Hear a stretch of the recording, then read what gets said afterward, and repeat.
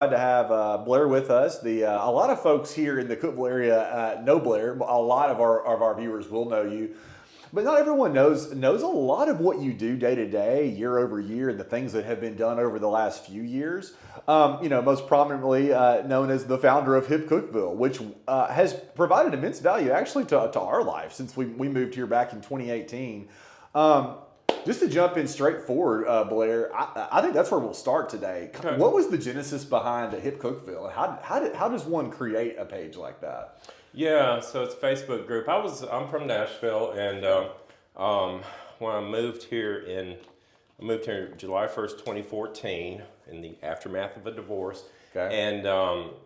And I'd been involved in something very similar to. It was Hip Donaldson. That was the very first Hip anything. In Tennessee, so to speak. I think in the whole nation, as far as I know. Wow. So a guy named Andrew Bradley started that back when I got involved with it. I helped them get they were actual 501c3. I helped them get their designation for that. So I liked the concept of it as far as the communication within the community, the positiveness that was insisted upon. So that's how I got going. When I came here, I guess I came here in July. I started this up in September of 2014. Okay. Yeah. But at that point in time, I knew, because I've done so many nonprofit organizations, I knew that's not what I wanted it to be. So HIP Cookeville is a nonprofit. I tell people we're a low profit, but not a nonprofit. Not a nonprofit, yeah, because I didn't want to get in the entanglement of board of directors and stuff like that. Yeah, and without boring everybody on the legalese and the accounting side, it's not always what it seems. They can be great organizations, and also if it's not the right fit, it can make things really painful. Right. Is that kind of the short of it on that? Pretty much, yeah. I don't like asking permission. Yeah. Is pretty much where it comes down to. We don't have to have a board here. We've got the founder gets to maintain control of the organization. Right. That's one of the benefits. Okay. Correct.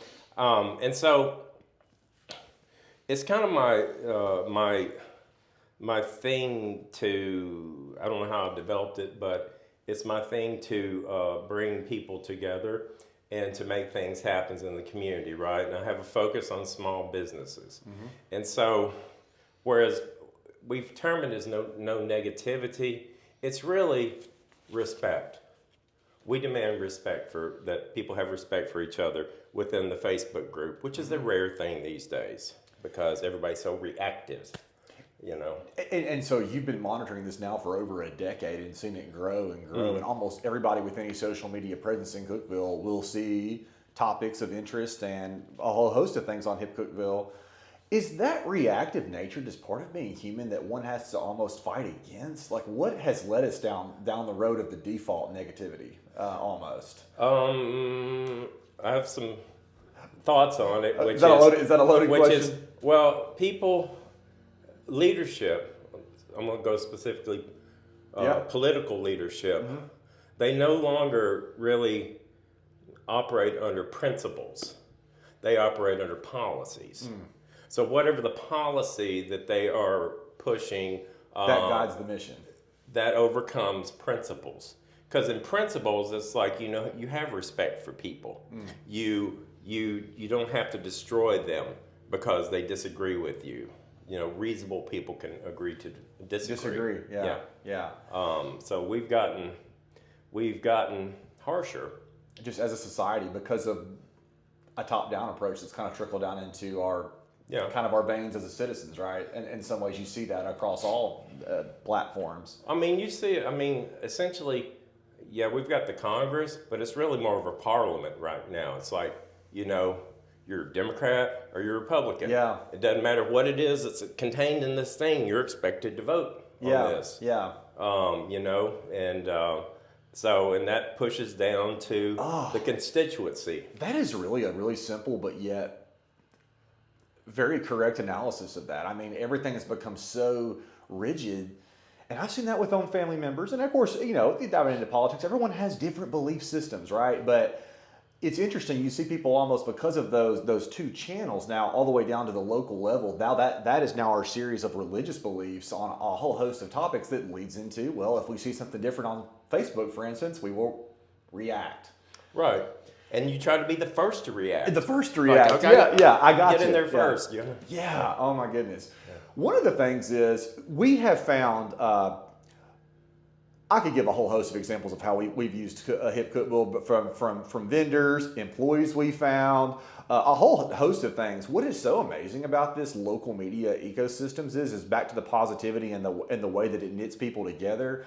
It is exponentially faster to find solutions to things in your life in a whole host of different realms. And overall, you've done a great job of keeping it positive. I mean, you'll see that, but as it's grown, how do you keep that sense of positivity? I mean, how difficult is that to let it not go out of hand? It's very difficult. We have a team of moderators, right? And so I think there's like 10 of them right now. And so, if a moderator's having a bad day, they could even be like, yeah. But, and so we review every single post that comes in, every single participation request. There are hundreds a day that are coming in. Yeah. We read all of them. The thing that we're not in control of is the comments, right? Because that's just, I mean, you can't get into that granular detail, right? I mean, it's impossible. Right, There's hundreds of posts. There's 10,000 comments probably in a day. Per day, yeah. And so we rely on the group members to report those, right? Okay. And so then we'll look at it and say, okay, is this fit or not fit? And if it doesn't fit, then we'll delete it. Yeah. And then people get pissed off about that. I know.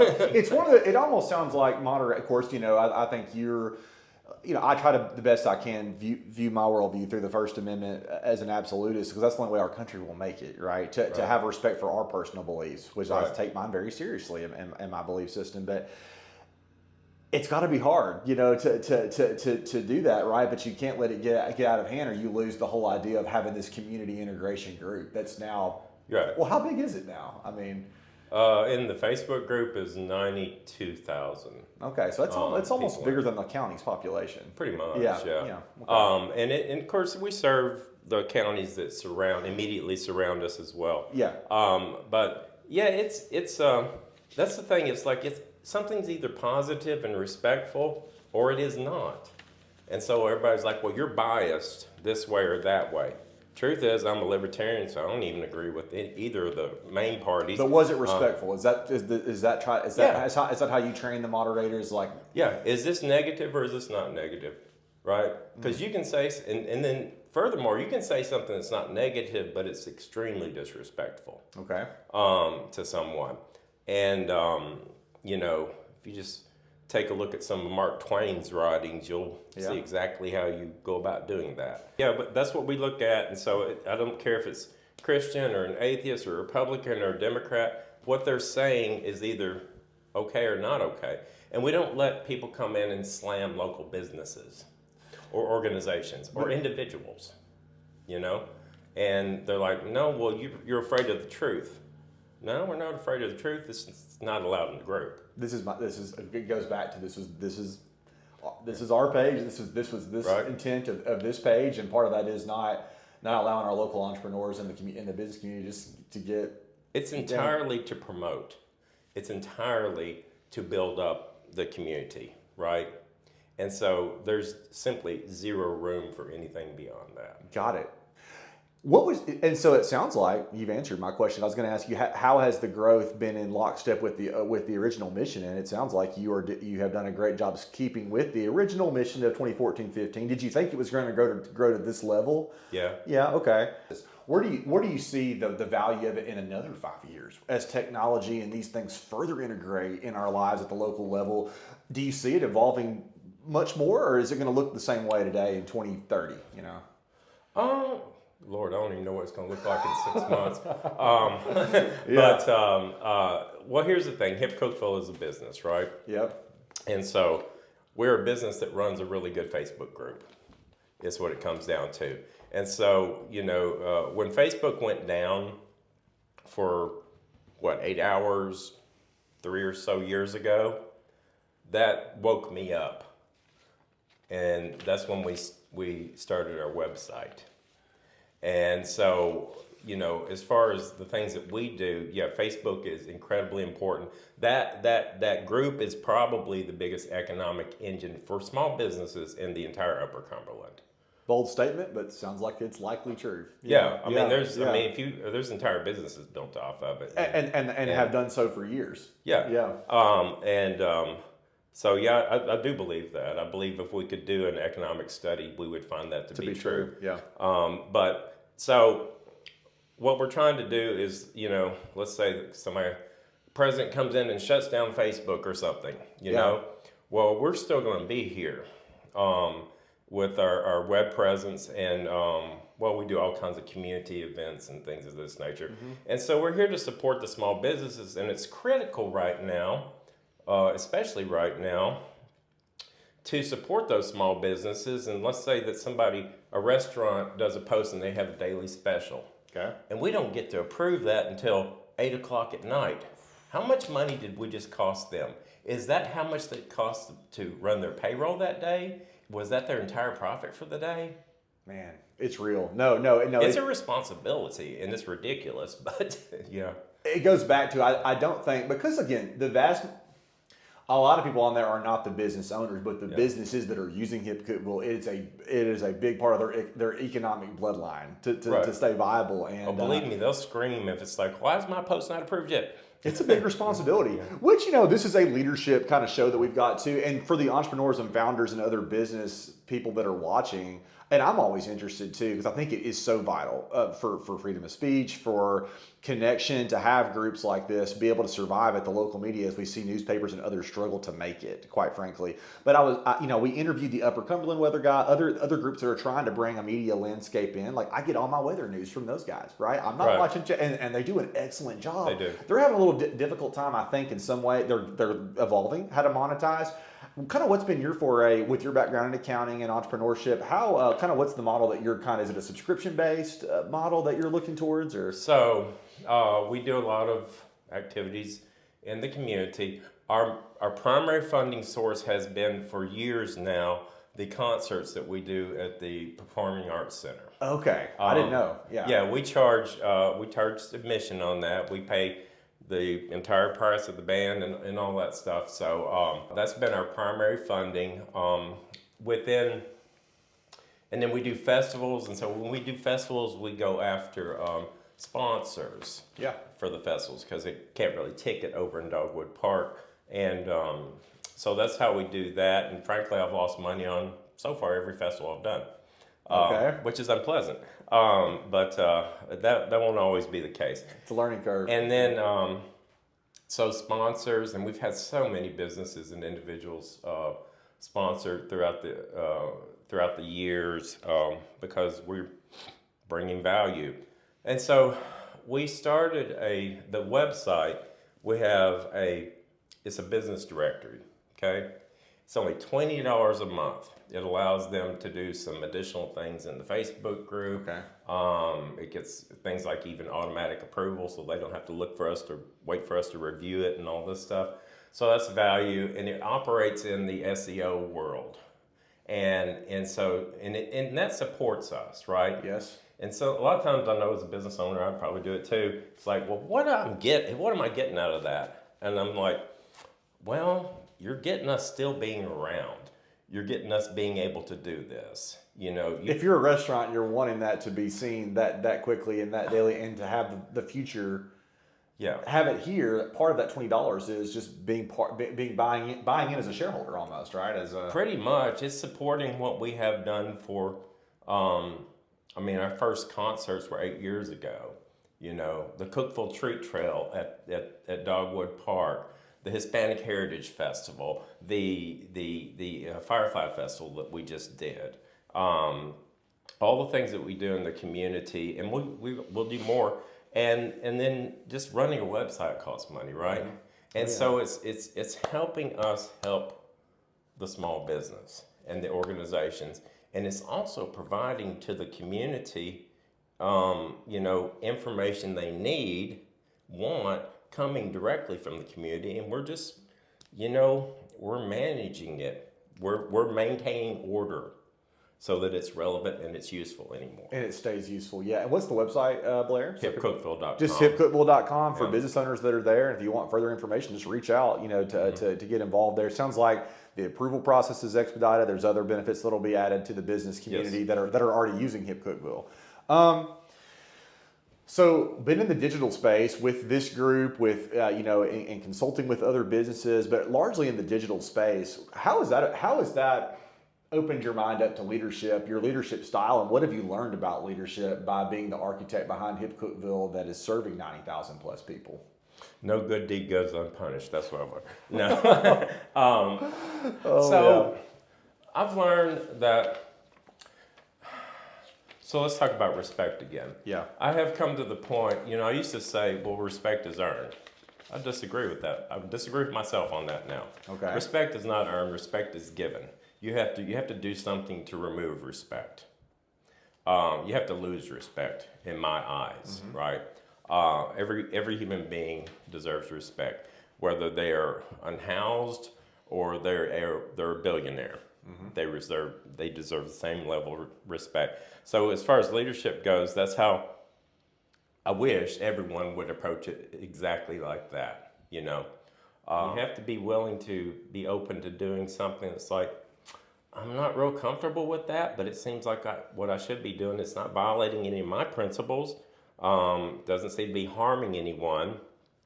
And so you have to be open to that, in my opinion. And you can't put yourself out there as the hammer. You can't be the hammer. And so many people we're becoming more and more authoritarian. It's like, do this because I say. Well, here's a new law. And I know what you mean by that. Can you give an example of where I think you're saying just people in general are defaulting more of being the hammer, right? Just in life. Can you kind of give an example? Maybe not a specific person, but just kind of what you mean by that exactly. Well, kind of goes back, I guess, to the reactive nature we were talking about earlier. It is. That's take an unsheltered person, because we deal with them a lot because we run a emergency shelter. Yeah. Right. And just the nature of the immediate response is like, you're unsheltered, you need to go somewhere else. I have all these assumptions about you, most of which are wrong, but I've got a fear of you. I'm going to react to you. You can't be out of here. I'm going to go on social media and say, why isn't the mayor doing something about it? Why isn't the police officer doing something about it? Why is the DA not getting buses and shipping these people away without lawfully being able to do so? Yeah. It's like, come on, take a second, think about it, engage in it, understand the situation, and then instead of reacting, you can respond. And you can perhaps even respond compassionately and in a manner that actually moves the dial forward a little bit within the community, So not be a hammer. Not be a hammer. Yeah. Yeah. Let's talk about that for a second too, just because you brought that up, and I know it's the Cookeville Mission group. Is that kind of what is the overarching organization that runs this mission, or am I off base in saying that? So the Cookeville Rescue Mission's been around forever, right? Yeah. And they do provide still in emergencies, cold weather. They have something called Code Blue, where anybody can come in there and seek shelter. Okay. Primarily, right now, from our understanding, they have moved more towards a recovery program currently. Okay. This is what they have space for. It's on their hearts and all this stuff. And I know that they are looking to expand what they do, and that'll bring, when that occurs, it's going to bring a greater impetus. But the fact is that used to be, before we got started with Cookeville Community Cares, this is the thing that we do, they would fill up. There'd be 50-something people that they couldn't take in. Yeah. Over there. They didn't have the space for it. And again, this could be in the middle of January. And it is in the middle of December, January. The first one we ever pulled together was December. It was over Christmas. It got down to -7 degrees. Yeah, I remember your posting. I remember your postings. Yeah, they were full, and we were over at College Side, pulled this one together at College Side. Yeah. And they were full. So, that was, it just had to be done. That's one of those things, right? And so if you talk about leadership, sometimes it's like, well, here's a girl on the dance floor. We have freezing, deadly weather, and somebody's got to do something about it. And of course, I get as frustrated as anybody. It's like, okay, your church is wide open and warm and all this. Well, that's not as easy as it sounds. It's just open your church up and bring them in there and all this stuff, right? So, so you have to pull together something that actually works. And right now we can go into pretty much any space that we're offered and set up a shelter. And if you don't mind, I saw that, and it sounds like College Side came to the call there, and they did that first year and opened that facility up. And so, what did that look like there? We got 50 people that are unhoused, unsheltered, homeless folks, right? That came in, and like, how does it open? And because I honestly do struggle with homelessness. I have some level of ignorance. I've forgotten. We interviewed one of the city council members who has really focused on homelessness and helped bring some of the causes and some of the challenges on fixing. Yeah, Luke Eldridge. Yeah, and that was helpful. But so we're in the middle of January, December. This happens. They open up. How is it operated? And where do people go at the close of it? Let me tell you this story. Because Luke was involved in this back then. Because we had me, Luke, Mark DeClaire from Cookeville Human Fund, Justin Veals from Recovery Kitchen, Megan Reagan at the time. We met during the summertime because we knew this was going to happen, right? And so we thought we had a place worked out. I'm not going to say where, but it didn't work out because there was a school next to it, and they're like, we can't do that. Okay. So that's why I even had the background on this. So I'm gonna give credit to or blame Luke for this either way. Without Luke saying, "Hey Blair, will you come to this meeting during the summer?" I wouldn't have been in a position to do it. So we're coming up on this. The forecast is deadly temperatures, and so few of us, me, Luke, Megan, we're like, what do we do? And so we try to find a place, cannot find a place. Luke is at the time working for UCDD, and he's like, I don't know, maybe we can get some hotel rooms or something. And I was just like, I was not giving up on this thing, and Luke knew I wasn't giving up on it. So I put a post on HIP Cookeville, has anybody got some space? One guy contacts me, he's got 600 square foot of space on Interstate Drive, but the landlord's like, no, you can't do that. But then the landlord said, give me a few minutes. Next thing I know, College Side is calling me saying, hey, what is it you're doing?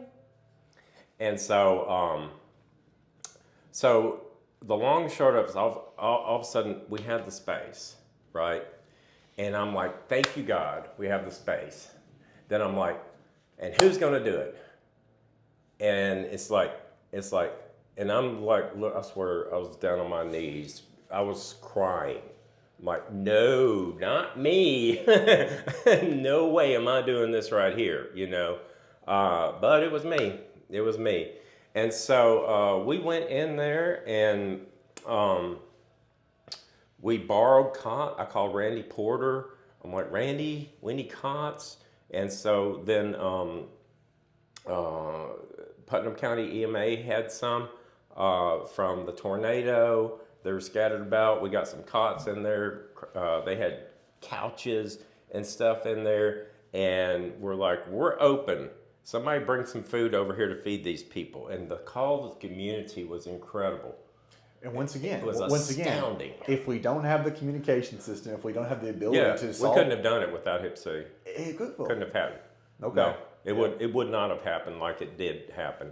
But this community is astounding in situations like that. I mean, there was so much food, clothing, coats, volunteers staying up all night long with people. And it just goes back to not being a hammer, and I'm a person of faith, I'm a Christian, and one thing that I struggle with just with some of my biases and upbringing and things is we don't we just don't, as a community society, do enough for the poor, and it's just so clear that the Word of God is we need to do more for the vulnerable, disadvantaged, what does that say about a society? We're literally having, and there's people that we're willing to call citizens step up. We had a church step up. We had the governmental actors giving support, but nothing happens by default. It requires citizen actors to say, what are we going to do here? We got people that could literally freeze to death in our own community, and would have. Likely could have if it was not for that, and that's where you have to, and this is where the libertarian comes out at me. I don't ask permission. It's like, we're doing this thing, right? We got to figure out a way. And because with freedom, the freedom that we have responsibility.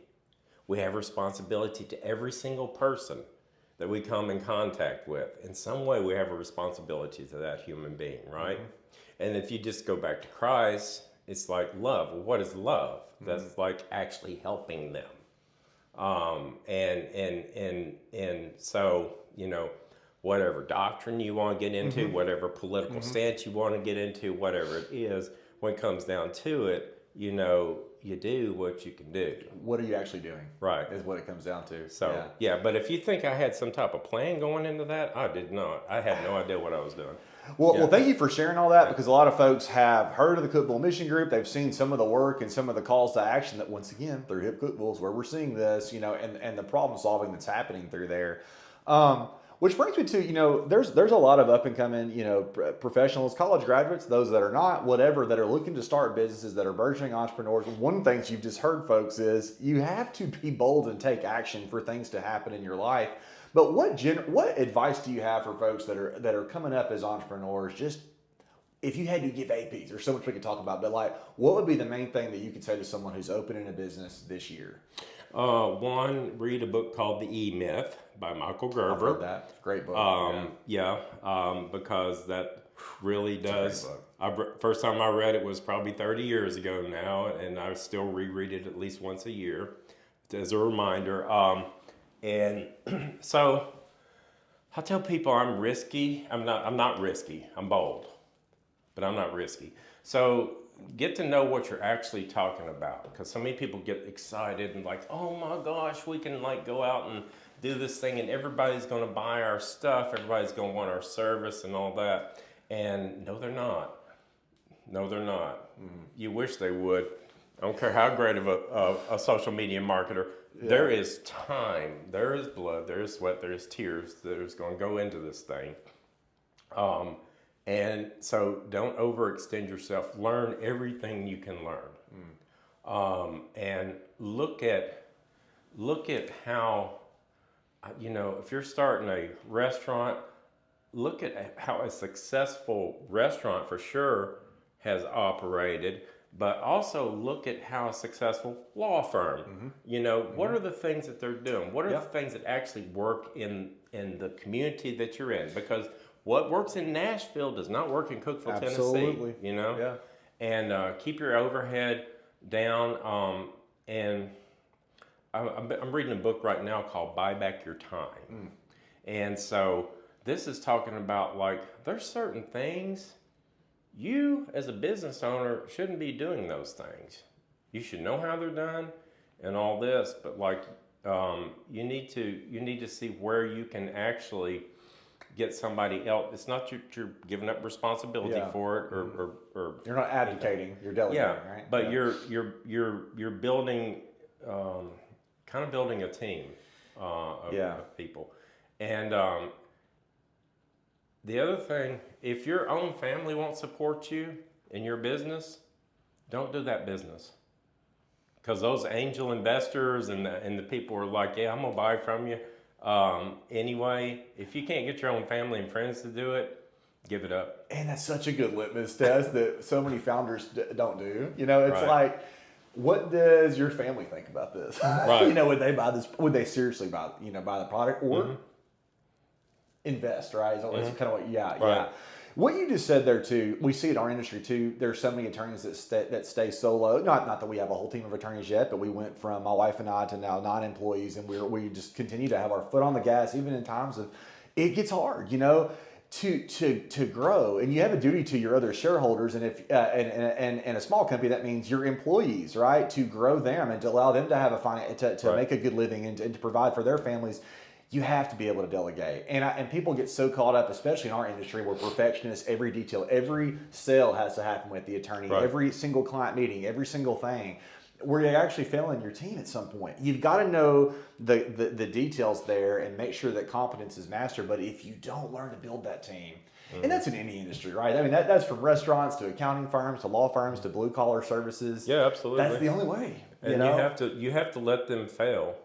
Which is sometimes really difficult to it's let them very fail. hard to do, right? But yes, it is. And also in a sense, if like you're doing 20% of the work and they're doing 80% of the work, that's 100% great, because it just allowed you to do so much more at that point in time. And something else I see often, and this could be business startup. You see it more in churches, right? Pastors and all this. Yeah. And they don't realize they're doing it at the time. They're sacrificing their family. They will sacrifice their own family. And it's like, well, I'm working for you. I'm doing all this for you, you know. And stepping on my toes here a little bit. I mean, you have to. Yeah. I mean, I've done it too. Oh yeah. It's so easy to do. And you have to actually like stay in balance on things, you know. And but like it's all for the ministry. It's all for God. It's all for the kids' future and all that. It's like, well, they need you right now, man. My kid does not care if my house is 4,000 square foot or 600 square foot or what our profitability was this year. My children need my time. Right. And there's nothing else I can do about that besides and give them the time. And that was really difficult for me. You know, my wife and I feel like do a really good job of living a very egalitarian marriage. You know, we are both heavily involved in this business, and I feel like as a dad, as a business owner, I am more heavily involved in my kids' life than a lot of my peers are. But no one's specific, everyone's different. But that was not easy for me to do at first. I really felt like I needed to model a very different version of what work life looked like. That if I was not pushing myself into the red every week, I'm actually failing as a leader here and for my family.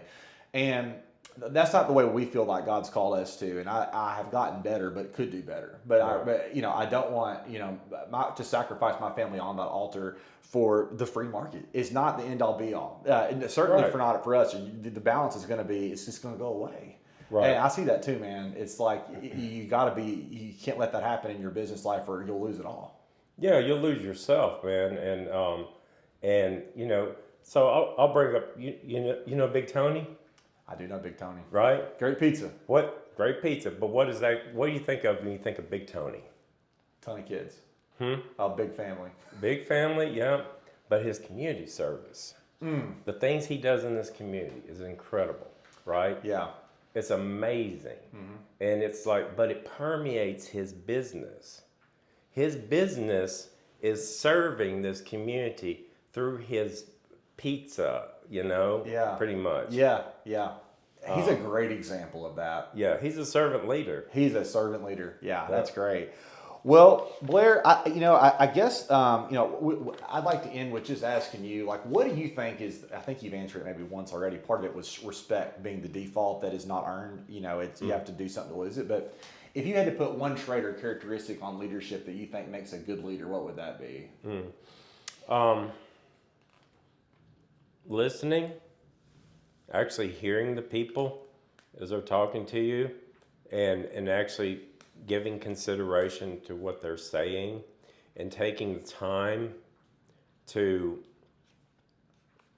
if you need to do research, go do it. If you need to pay somebody else to do the research, go do that. But know what you're getting into. Envision the steps that are going out before you. As you're stepping into something, how does that affect my employees? How does that affect my community? How does that affect my family? How does that affect me? Because a lot of times, entrepreneurs, leaders, we forget about everything. We take care of everybody but ourselves, right? Yeah. And it's like, okay, dude, you need to go exercise. You need to eat like somebody. You need to take your stress level down, because if you're like dead or incapacitated, your leadership's over, man. Yeah, the dream's over. Yeah. Yeah. Yeah. There you So got it. take care of yourself. Yeah. Well, thanks so much, Blair. There you got it. Yes, Great. sir. Thanks for coming in today.